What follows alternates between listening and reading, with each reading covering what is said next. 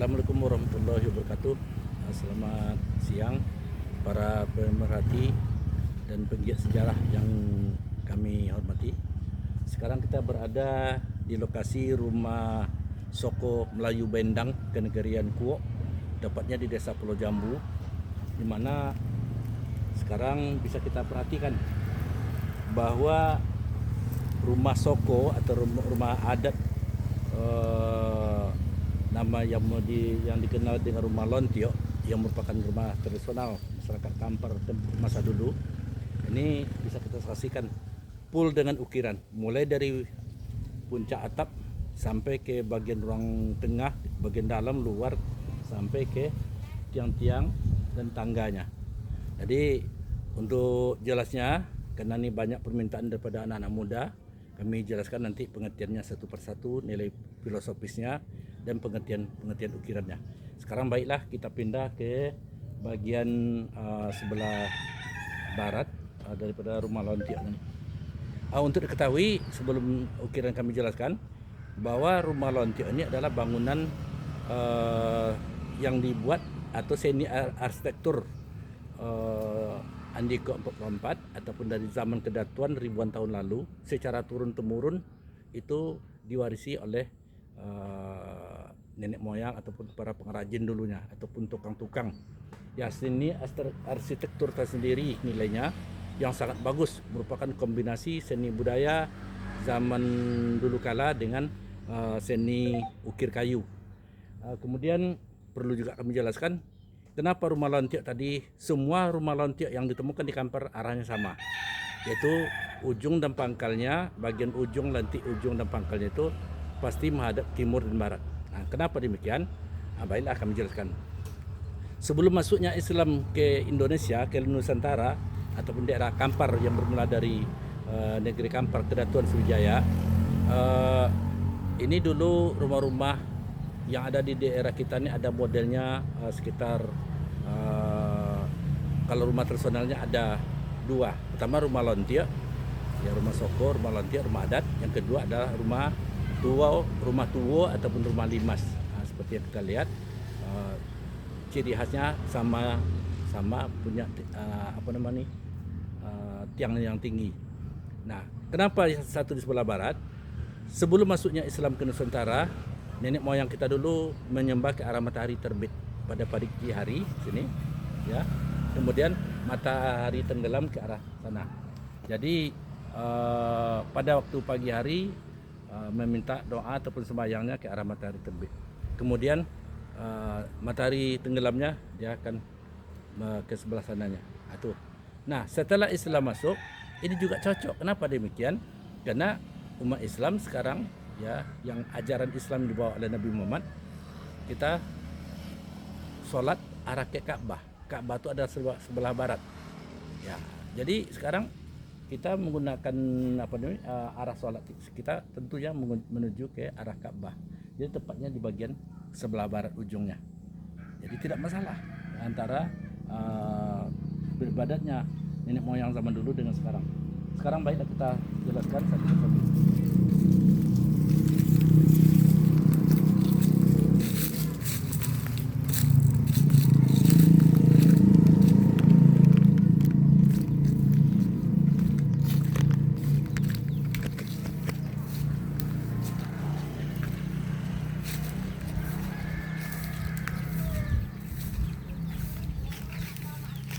Pertama kita perhatikan bagian atas itu segitiga, itu disebut dengan singok-singok, ya, yang dilapisi dengan atap itu, yang bagi segitiga itu singok-singok, sebagiannya sudah roboh nampaknya, yang bagian ukirannya sudah roboh.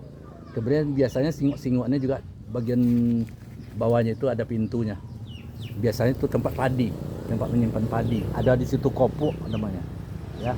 Kemudian terus pertama, kenapa di singok-singok bersegitiga? Ini adalah menunjukkan lambang daripada adat bersandi syarat bersandi kitabullah. Yang kedua itu adalah melambangkan tali tiga sepilin ataupun tiga tungku sejerangan. Tali tiga sepilin itu adalah kalau sekarang kan unsur pemerintah, unsur agama, dan unsur adat. Kalau dulunya sebelum masuknya Islam, tali 39 itu adalah pemerintahan adat, ya, dipegang oleh nenek mama kedatuan. Pemerintahan negara dipegang oleh ratu, yaitu Si Ompu, ataupun penguasa pada waktu itu, ya. Kemudian yang ketiganya adalah Dubalang bersama Montinya. Jadi ini lambang merah. Keratuan ataupun Si Ompu melambangkan kuning, itulah jadi cikal bakal pakaian kebesaran raja-raja Nusantara. Yang kedua itu pakaian kebesarannya adalah hitam, pakaian nenek mama kedatuan. Itulah pakaian kebesaran daripada datu-datu. Kemudian pakaian merah itulah pakaian Dubalang ataupun Panglima. Sampai sekarang itu masih tetap dipakai dan dipertahankan. Makanya lambang di atasnya adalah kuning, yang keduanya adalah hitam, yang ketiganya adalah merah. Kemudian kami jelaskan bagian-bagian daripada rumah Lontiok ini.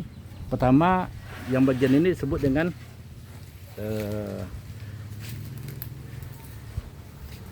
sayok. Yang bagian ini disebut dengan bagian sayok atau bagian sayap. Sementara yang ini ukiran terus ke ujung itu, memanjang itu sampai ke ujung, dari pangkal sampai ke ujung. Ini namanya adalah sesompan ataupun sompan-sompan. Artinya dulu negeri kita ini identik dengan pelayaran, di mana pelayaran itu berdasarkan perahu atau sompan. Kemudian perahu itu ciri khasnya bagian kepalanya ada yang model gini, kemudian bagian ekornya itu saat perahu kajang juga begini, dua buah bagian ujung itu penuh dengan ukiran.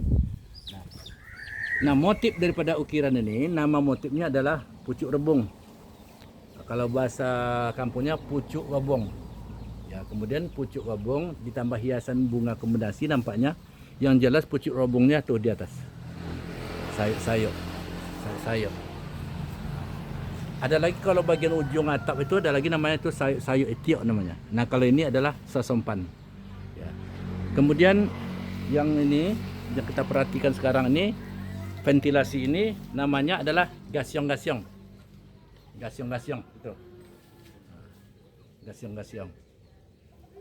Motif gasyong-gasyong.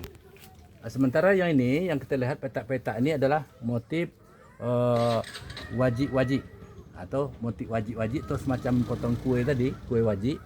Kalau tidak namanya motif wajik-wajik, kalau dia bengko ataupun ada itu motif sisi ular atau sisi ikan, sisi ulek namanya. Kalau ini namanya aslinya adalah motif wajik-wajik.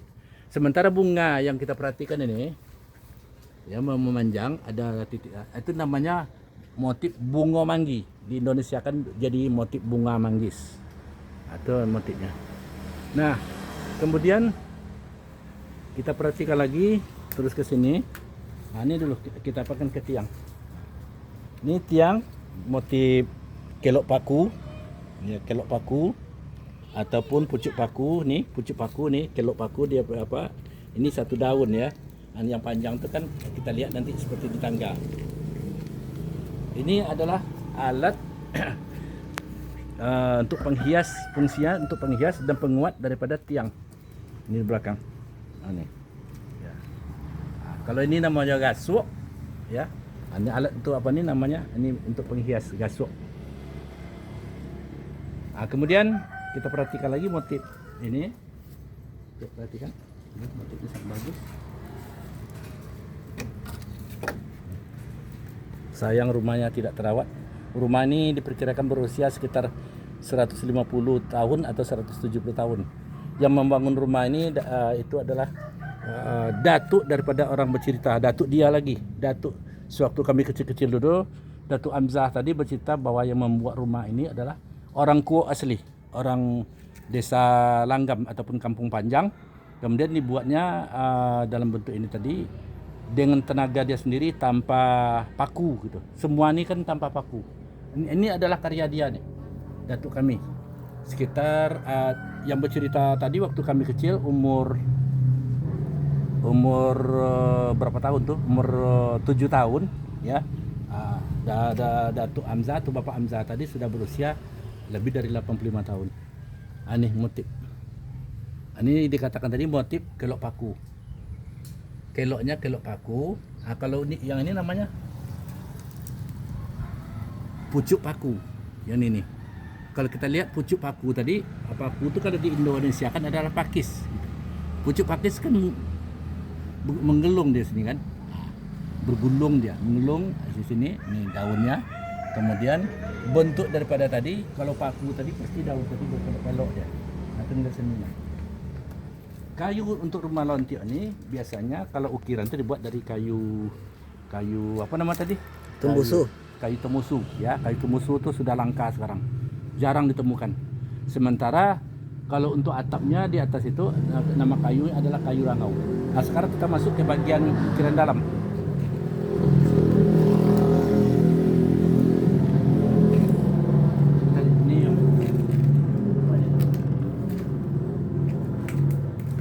Kayu temusunya ukirannya masih asli dan sangat bagus, masih nampak ya hidup. Ini coba dekatkan, teruskan ke belakang tuh, lambat-lambat. Motif kelok paku tadi, ya. Kemudian ini motif sisi ikan yang di tengah itu, sisiok ikan.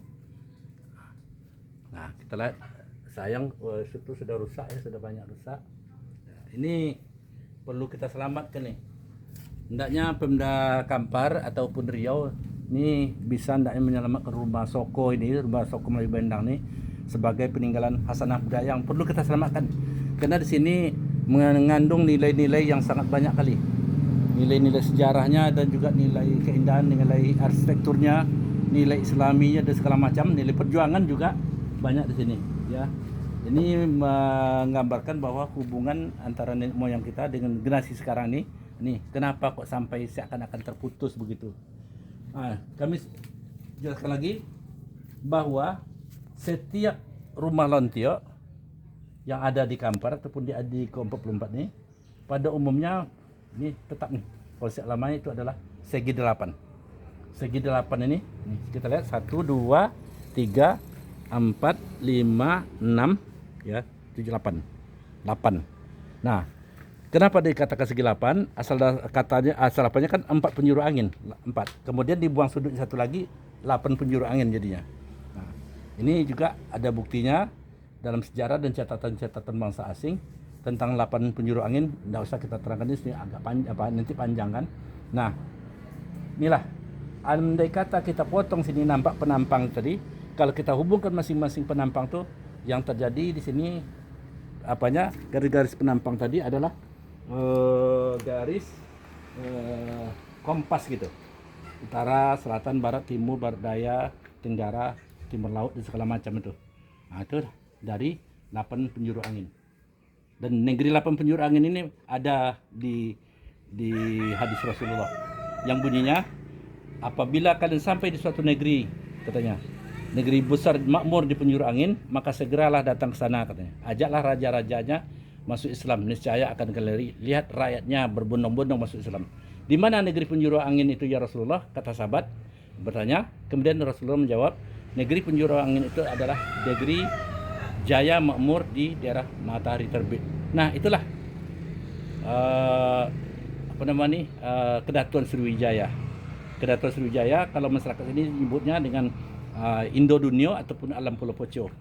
Ya. Nah, karena Kedatuan Sriwijaya tadi usianya sangat panjang, ribuan tahun. Sebagai kelanjutan itulah yang nampak di kompleks Candi Muaratakus tersebut. Salah satu bentuk rumah bangunan masyarakatnya nih seperti rumah lontiok ini tadi. Nah, ini adalah bukti perjalanan termasuk juga Rasulullah, sahabat Rasulullah. Akhirnya berdasarkan hadis tadi, tahun ke-5 Hijrah ataupun pada tahun 624 Masehi, sahabat Rasulullah sampai ke sini.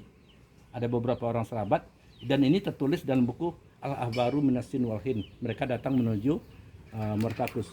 Ini tentang sejarah perjalanan mereka menuju Muaratakus. Wah, sangat menarik diceritakan. Nanti kami ceritakan pada bagian tersendiri. Coba lihat pintunya. Pintu bagian bawah sampai bagian atas, sayang tidak terawat lagi ya. Itu sampai itu sekeliling luar dalam itu penuh dengan ukiran. Ini menandakan bahwa ini masyarakat kita dulu jiwa seninya sangat tinggi. Ya, jiwa seninya sangat tinggi, bernilai tinggi ya. Nih, coba perhatikan nih. Ini dibuat secara manual dan menggunakan pahat ukir. Nih. Kemudian kayu ini dibuat dari kayu rangau. Nama kayunya biasanya kayu rangau. Ini juga biasa dinding-dindingnya kayu rangau, bisa juga menggunakan kayu temusu, kemudian kayu apa namanya yang wangi itu, lupa pula kami Daru-daru. kayu daru-daru itu kayu, bukan kayu daru-daru, dia jarang menggunakan meranti, tapi ada juga menggunakan meranti. Nah kalau tiang ini menggunakan ubau, kayu ubau, rasa, putatal, kemudian kapini. Sebagian ini juga menggunakan kayu kepini. Kalau yang keras-keras ini menggunakan kepini, ubau, kemudian yang lain-lain juga. Nah kalau ukiran-ukiran ini biasanya itu adalah kayu temusu, kemudian kami lupa namanya, kayu medang. Kayu medang ya, kayu medang. Ini coba perhatikan. Aneh. Lebih 150 tahun usianya, ukirannya masih utuh, masih cantik ya. Dia ada bagian yang pucuk pakunya, kemudian bagian ini dalam dikerok dengan pahat. Kemudian ini kalau bahasa Jawa ini cawen, kalau kita namanya di sini igo, garis-garis igo. Inilah yang menghidupkan motif-motif ukiran yang melingkar tadi, yang berdasarkan motif kelok paku tadi ataupun motif pucuk paku.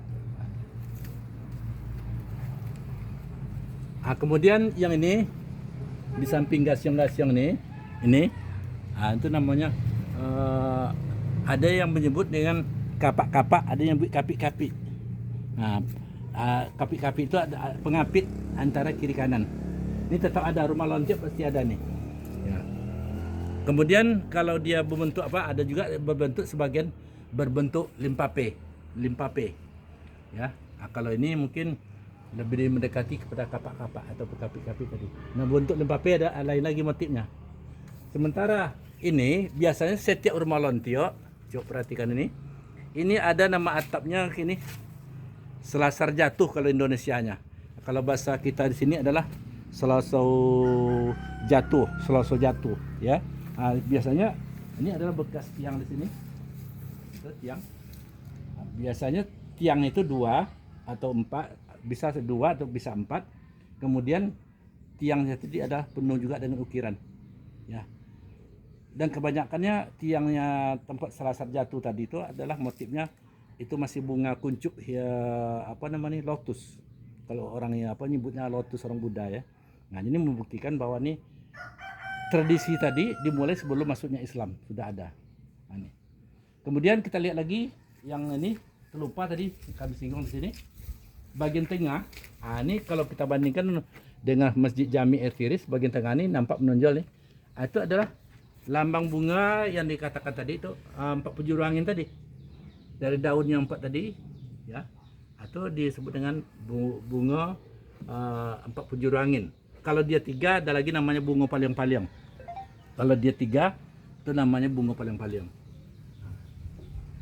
Kemudian tangganya, kalau rumah lontiok ini biasanya tangganya 5. Paling banyak 7. Kalau dia besar tinggi rumahnya 7. Kalau ini 1, 2, 3, 4, 5, 6, 7 ya. Biasanya 5. Lambang 5 tadi adalah melambangkan, ini dibuat zaman Islam, rukun Islam. Kalau dia 7 biasanya melambangkan itu hari. Di situ melambang hari 7 hari. Kemudian di atas ini ada lagi pembatas di sini sebetulnya, di sini antara apa namanya, kalau ini gasuk ya, kalau apa rasuk ya. Ini ke sini biasanya ada lagi pembatas tempat sandal atau tempat sepatu. Ini baru tiang di situ. Ini nampaknya sudah tanggal tempat tadi. Baiklah, kita ambil dari gambar yang ujung. Sedangkan rumah lontiok ini berbeda dengan rumah Sumatera Barat. Karena rumah Sumatera Barat itu sebetulnya rumah gonjong itu mengambil contoh dari rumah lontiok yang lebih tua daripada rumah di Sumatera Barat itu. Kalau rumah Sumatera Barat tadi sudah dimodifikasi dengan sedemikian rupa lebih runcing, lebih cantik. Sehingga orang menggambarkan itu nilai filsafatnya adalah tanduk kerbau. Sementara di tempat kita, coba dekatkan. Sementara di tempat kita rumah lontiok ini motifnya atapnya itu bukan seperti tanduk kerbau, tapi bermotifkan sebuah alat yang dipakai untuk budaya. Terus saja.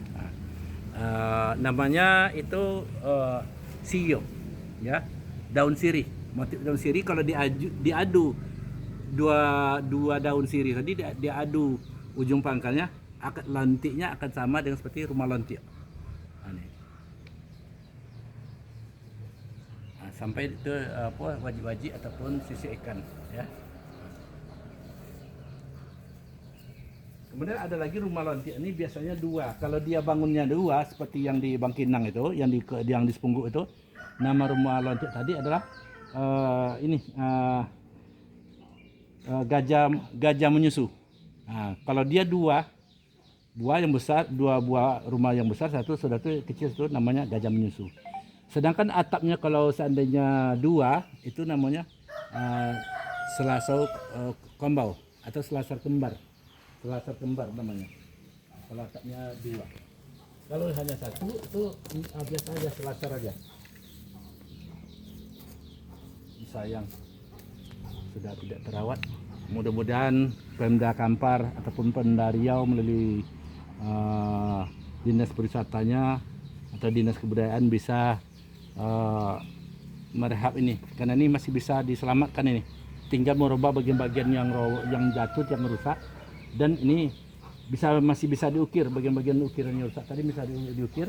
Sementara kayu-kayu yang tinggal pinggir-pinggir ukirannya, insya Allah masih bisa dipakai. Kalau tidak bisa dipakai lagi, ya dibuat ukiran baru dengan meniru pola-pola yang ada. Sayang, sampai tempat atap aja dibuat ukiran. Nah, perlu juga kami jelaskan asal nama pantun. Orang banyak tidak tahu apa itu pantun, apa itu. Asal nama pantun tadi disusun, pantun tadi kan ada AA, ABAB, ABBA kan. Kenapa? Susunan pantun tadi, ini dasar itu. Tuh. Nih, tuh. Pantun tadi artinya pautu. Pautu tadi yang tempat meletakkan atap, sehingga di atas lasar itu nama disebut dengan pautu. Tadilah lama-lama nih orang apakan jadi pantun. Ini ada lagi motif yang motif seperti ini diapakan dengan motif, biasanya ada motif bunga matahari, ada dengan motif teratai kuncup atau kuncup teratai. Ini model-modelnya. Ini adalah motif asli Melayu Kampar, Melayu tua ya, Kampar. Punya ciri khas sendiri. Berarti di belakang pun diukir juga ya, Pak ya? Di belakang diukir sampai ke ini, tengok, sampai bawah, sampai di tanah. Sampai ke tanah pun diukir. Dan kayu tiangnya tetap bersegi 8. Memang luar biasa. Mudah-mudahan bisa kita selamatkan. Kami menghimbau ke Pemda Kampar ataupun Pemda Riau ataupun Dinas Pariwisata bisa merehab ini. Ini akan kita jadikan museum. Keluarganya masih ada nih, pewaris keluarga masih ada dari Pesukan Bendang. Sama dengan yang di Air Tiris loh, masih ada keluarganya. Jadi kalau seandainya ini kita selamatkan, yang diselamatkan adalah hasanah budaya bangsa dan nilai-nilai budaya Melayu Nusantara yang sangat tinggi nilainya, sangat hebat, luar biasa. Ya, terima kasih. Oke, terima kasih ya Pak Latif ya. Ini sangat menarik karena kita Ada pertanyaan? Berkesempatan untuk mewawancarai Pak Latif, sejarawan Kampar. Ini Pak, jadi pertanyaan Pak, bagian kaso ini tadi Pak, yang bagian yang atas atap. Iya, iya. Berarti orang Melayu Kampar itu mendetail mengukir ya Pak ya? Iya, betul. Sampai ke ujungnya pun diukir. Sampai ke ujung diukir dia Pak ya? Diatur dan bentuk-bentuk, kalau sini namanya kayule. Ada kayule yang disusun tadi, itulah yang potu tadi, yang jadi pantun tadi. Oh, pantun ya, tadi kan disusun-susun tuh kalimat perkata dan ujung-ujung yang kata kan. Ujung-ujung persamaan bunyi itu kan diatur itu. Ada sampiran, ada isi. Nah, ada dari kata inilah pantun itu, potu tadi. Oke, boleh kita cek langsung Pak biar lebih jelas ya kan? Soalnya sangat menarik ya kawan-kawan. ini ukiran rumah lontik Melayu Kampar itu sangat mendetail sekali. Karena saya yakini ini membuat rumah ini sangat menjiwai sekali. Ini yang kata Pak Latif tadi itu, kaso-kasonya aja diukir nih. Nih. Tapi itu ya, sayang rumahnya tidak terurus atau terbengkalai. Ada hal-hal yang harus diselamatkan.